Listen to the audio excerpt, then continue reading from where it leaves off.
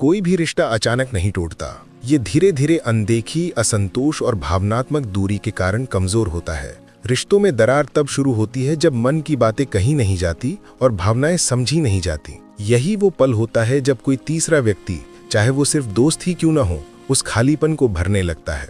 आचार्य चाणक्य ने कहा था कि जहां मन और बुद्धि को संतोष ना मिले, वहां शरीर कभी भी भटक सकता है। रिश्तों में विश्वासघात शरीर की जरूरत से ज्यादा मन की भूख से शुरू होता है। चाहे वो प्रशंसा की भूख हो, सम्मान की कमी हो या भावनात्मक सुरक्षा का अभाव। एक पुरुष जब अपनी पत्नी के अलावा किसी और से जुड़ने लगता है तो उसके व्यवहार में कुछ सूक्ष्म लेकिन गहरे बदलाव आने लगते हैं। वो अब घर पर कम बोलता है, छोटी बातों में चिड़चिड़ा हो जाता है, बातचीत से बचने लगता है।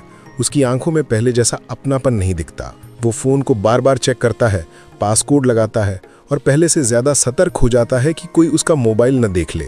ये गोपनीयता जो पहले नहीं थी, अब उसकी दिनचर्या का हिस्सा बन जाती है। कभी वो अपनी पत्नी के पहनावे या बात करने के अंदाज पर ध्यान नहीं देता था, लेकिन अब अचानक उसकी हर बात में शिकायतें भर जाती हैं। ये शिकायतें दरअसल उसकी अंदरूनी अपराध भावना को छिपाने का तरीका होती हैं। वो खुद को सही ठहराने के लिए साथी की कमियां खोजने लगता है ताकि वो अपने मन के बोझ को कम कर सके। और जब कोई पुरुष किसी और के प्रति आकर्षित होता है तो उसके व्यवहार में आत्मविश्वास और दिखावे का झूठा मिश्रण भी दिखाई देता है। वो बिना वजह सजने संवरने लगता है, नए कपड़े, नई खुशबू, नया स्टाइल अपनाता है। ये सब किसी और को प्रभावित करने का संकेत होता है। दूसरी तरफ एक स्त्री जब भावनात्मक रूप से अपने पति से दूर होने लगती है तो उसकी आंखों में एक अलग ही बेचैनी आ जाती है। वो बार बार फोन में खोई रहती है, कुछ छिपाने की कोशिश करती है और पति के प्रश्नों पर झुंझलाने लगती है। अब उसकी हंसी बदल जाती है, पहले जैसी नहीं रहती, क्योंकि उसका मन अब कहीं और जुड़ा होता है। कभी जो छोटी छोटी बातें उसे हंसाती थीं, अब वही बातें उसे खलने लगती हैं। वो पति की उपस्थिति में भी अकेली महसूस करती है और जब उसे कहीं बाहर से ध्यान या सराहना मिलने लगती है तो वो उसी ओर झुकने लगती है, क्योंकि उसे वो सम्मान अब घर में नहीं मिलता।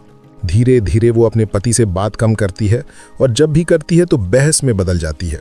विश्वासघात हमेशा किसी एक की गलती नहीं होता। ये दोनों के बीच बढ़ी दूरी का परिणाम होता है, जहां संवाद की जगह खामोशी और स्नेह की जगह आरोप आने लगते हैं। अगर पति अपनी पत्नी की भावनाओं को नहीं समझता और पत्नी अपने पति के तनाव या संघर्ष को नहीं देखती तो बीच की दूरी बढ़ती जाती है। विश्वास तब मरता है जब गोपनीयता शुरू होती है, जब लोग बातें छिपाने लगते हैं और सच बोलने से डरने लगते हैं। रिश्तों में पारदर्शिता ही सबसे बड़ा उपचार है। कोई रिश्ता तभी बच सकता है जब दोनों अपनी कमियों को स्वीकारें, एक दूसरे को सुने और हर दिन ये तय करें कि हम दोनों फिर से कोशिश करेंगे। किसी भी रिश्ते को बचाने का तरीका सरल है, एक दूसरे में निवेश करना, सुनना, समझना और सच्चाई के साथ जीना। क्योंकि एक बार जब भरोसा टूट जाता है तो उसे जोड़ने में बहुत समय और सच्चाई दोनों लगते हैं। कोई भी पुरुष या स्त्री स्वभाव से अविश्वासी नहीं होता।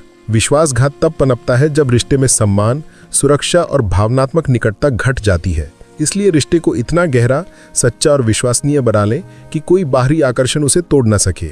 विश्वासघात एक विकल्प है, लेकिन एक मजबूत रिश्ता भी एक विकल्प है। फर्क बस इतना है कि कौन सा रास्ता चुनना है, आसान धोखा या कठिन मगर सच्चा प्रेम। दोस्तों, आशा करता हूँ ये जानकारी आपको पसंद आई होगी। जाते जाते वीडियो को लाइक कर देना और कहानी सुनो स्टोरी ट्रेलर चैनल को सब्सक्राइब कर लेना। मिलते हैं नेक्स्ट वीडियो में, तब तक अपना ख्याल रखिए। Bye, thank you.